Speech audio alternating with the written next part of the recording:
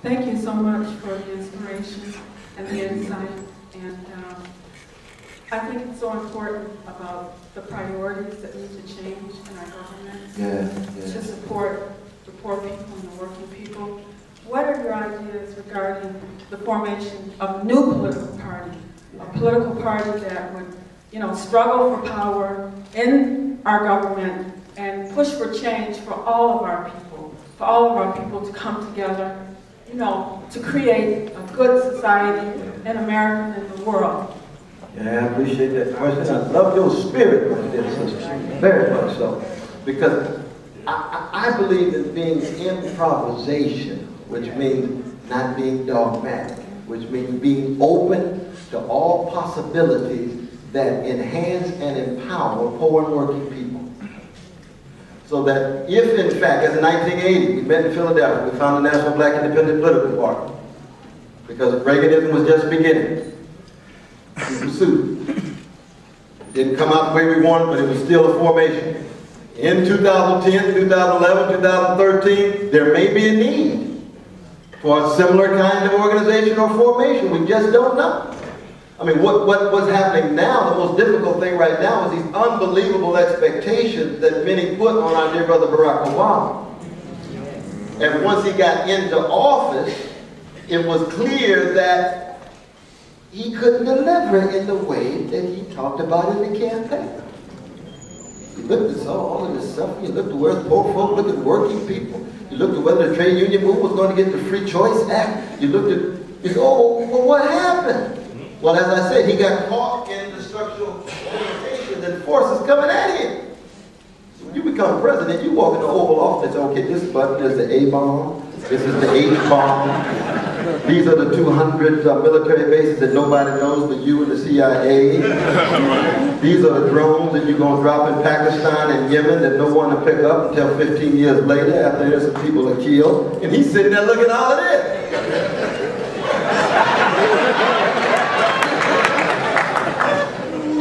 And I told him early on, I said, brother, it's Pharaoh-like in the Oval Office.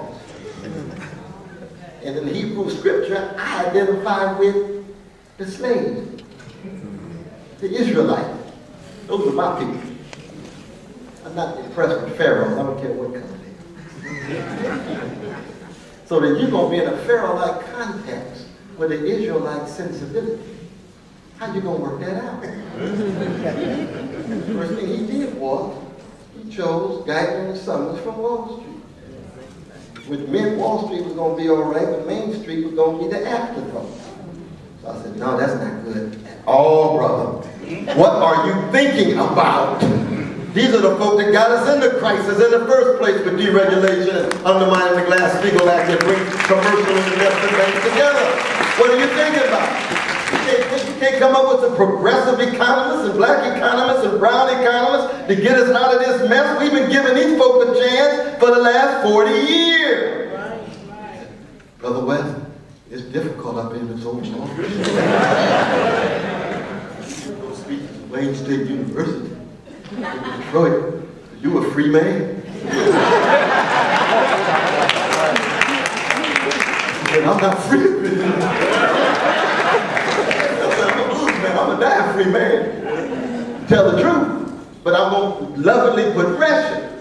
So if we need organizations, be it a political party or whatever, to put loving and critical pressure on Obama to lean more toward poor and working people, we don't want no tax breaks. We don't want to use the IRS as some kind of distribution mechanism. Investment banks didn't need a mediation. They got billions of dollars directly, overnight, quick, with no accountability, no transparency.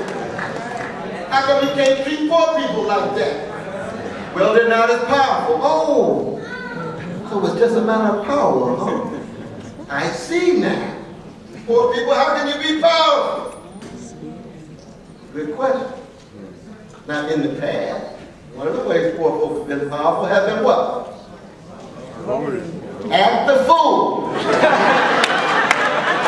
True. America fundamentally changed when a precious brother named Martin Luther King was shot down like a dog in Memphis, and there were 220 waves of rebellion the next night. And all of a sudden, the status quo said, we really got a problem. People got control.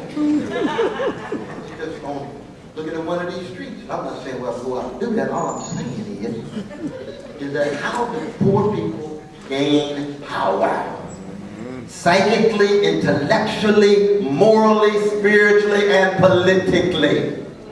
And we still have a democratic regime to the degree to which I can give a speech and not be arrested tonight, which means we still have some possibilities of listening, trying to organize, network, and bring power and pressure to bear.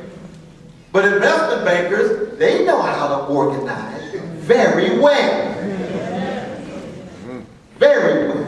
It doesn't take a whole lot. Sometimes it's just 8 of them that have 95% of the derivatives on the stock market. And say, if you mess with us, your whole economy goes because we too big to fail. And you're saying to us, we too little to be rescued? Because if they big enough to fail, they get rescued. But poor folk not. Working people not. What are we talking about here? These are the kind of questions that the kind of organization you're talking about has to wrestle with. In love, democratic sensibility, but with the same spirit of resistance that I discern in your soul. It's a beautiful thing to witness. Because as long as there are people who care enough to fight, the powers that be know that they got to fight on their hand. And that's what we need to let folk know. All of this suffering out here, everybody's not in any way giving up. Yes, jump right in, sister. Do we have